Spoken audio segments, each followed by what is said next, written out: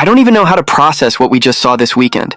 This is one of those NASCAR moments that starts off feeling like a joke, like something you don't take seriously at all, and then somehow by the end of it you are sitting there going, wait, did that really just happen?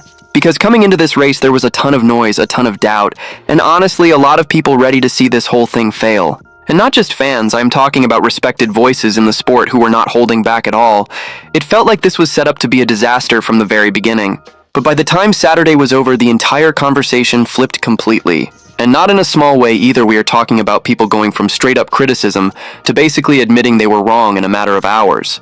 And trust me, the way it happened. It was not clean, it was not pretty, and it definitely was not what anyone expected. So yeah, we gotta talk about this. And hey, real quick, if you are a true NASCAR fan like me, do me a favor, hit that like button and subscribe.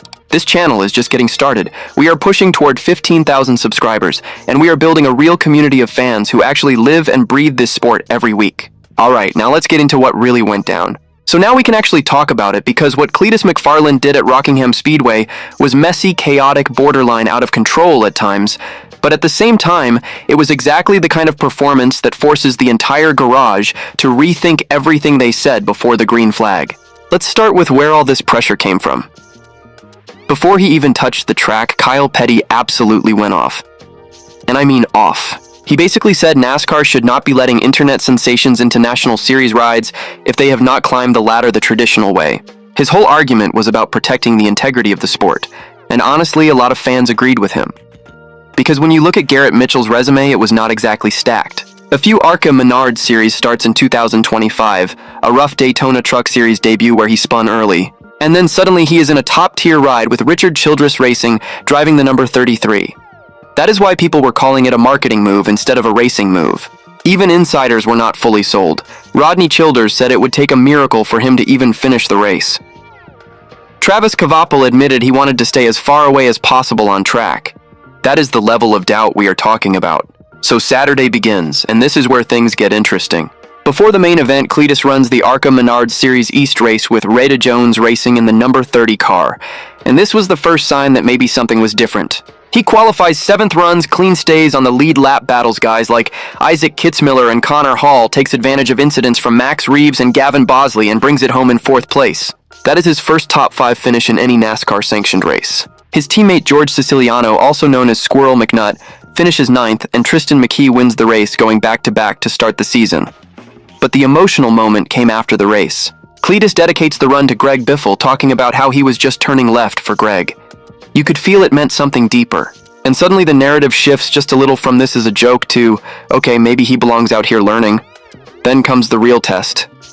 The O'Reilly Auto Parts Series race. He starts 35th, and right away you see exactly why Dale Earnhardt Jr. told him before the race, do not try to be a hero. Lap 4, 3 wide into turn 1. He throws it in, gets sideways, nearly ends his day instantly, and somehow saves it.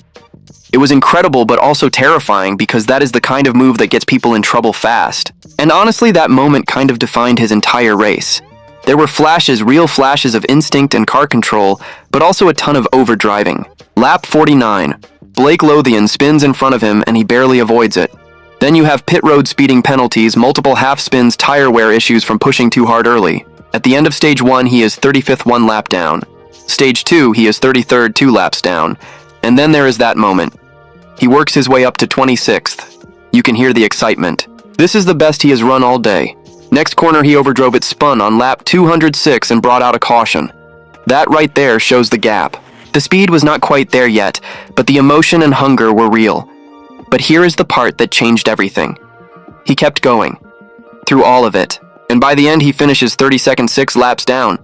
That sounds rough, but he completed all 250 laps.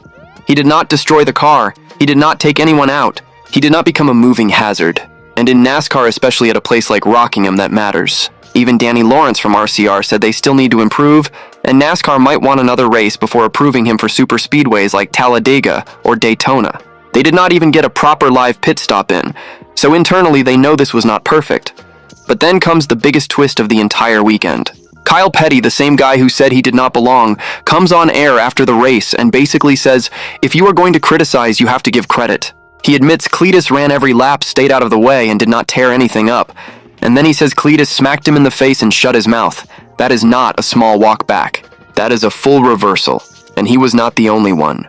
Justin Allgaier, the 2024 series champion, said Cleetus did exactly what he needed to do, and that he had no problem racing around him. Mark Martin pointed out how difficult Rockingham is and said just getting through that weekend at his experience level says a lot. Even Dale Earnhardt Jr.'s advice ended up being perfect. Do not be a hero, just survive and learn. And that is exactly what happened. Cleetus himself admitted it. He said it was the hardest thing he has ever done. He said he felt like he spun 50 times and almost crashed 10 times. He realized mid-race he was in way over his head, and then started learning by following Jesse Love's lines.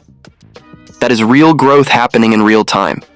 And across both races that day, he completed 369 out of 375 laps. That is not luck. That is effort. So what does all this mean? It means the conversation has changed. He did not show up and dominate, not even close.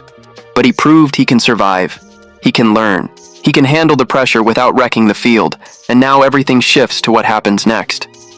Because Talladega is suddenly on the table. Cleetus is already joking, saying, "See you in 2 weeks." But NASCAR is going to look at this carefully. They might want another race first. And honestly, that is the right call. Because what we saw at Rockingham was not proof that he is ready for the biggest stages. But it was proof that he belongs in the conversation. And that is a massive win. At the start of the weekend, this was a guy being told he had no place in NASCAR. By the end of it, he had legends admitting they were wrong. And that does not happen often in this sport. So now I gotta ask you, do you think Cleetus McFarland actually earned a shot at Talladega, or did he just do barely enough to survive the criticism? Drop your thoughts in the comments, let's talk about it. And honestly, here is my take as a fan who watches this sport every single week. I came into this weekend thinking this was gonna go bad. Like really bad. I understood what Kyle Petty was saying, and I kind of agreed with it. NASCAR is supposed to be the top level, and you are not supposed to just skip steps because you have a big audience.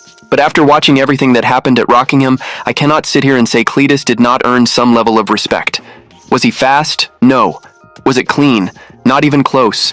But he did the one thing that matters most for a driver at his level stepping into that situation. He finished the race without wrecking the field, and he learned as the race went on. And that is way harder than people think, especially at a place like Rockingham. You could actually see the moment where it started to click for him. When he got behind Jesse Love and realized he had been attacking the corners all wrong. That is not something you fake. That is real driver awareness starting to build. Now with that said, I am not ready to say throw him into Talladega tomorrow and let him figure it out. That would be a mistake. I think NASCAR and RCR are right to be cautious. Give him another race. Let him keep learning. Let him prove that this was not just a one-time survival run. Because surviving is step 1. Being competitive is step 2. But what he did this weekend changed the conversation. He went from being seen as a gimmick to someone people are at least willing to watch and evaluate seriously. And in NASCAR, that is a big deal. So for me, he did not prove he is ready yet. But he absolutely proved he deserves the chance to keep trying. And if you are into real NASCAR conversations like this, no filters, just fans talking racing, make sure you subscribe to NASCAR Nation Report. We are a new channel, we are pushing toward 15,000 subscribers, and we are building something real here for people who actually love this sport. Hit like, subscribe, and I will catch you in the next one.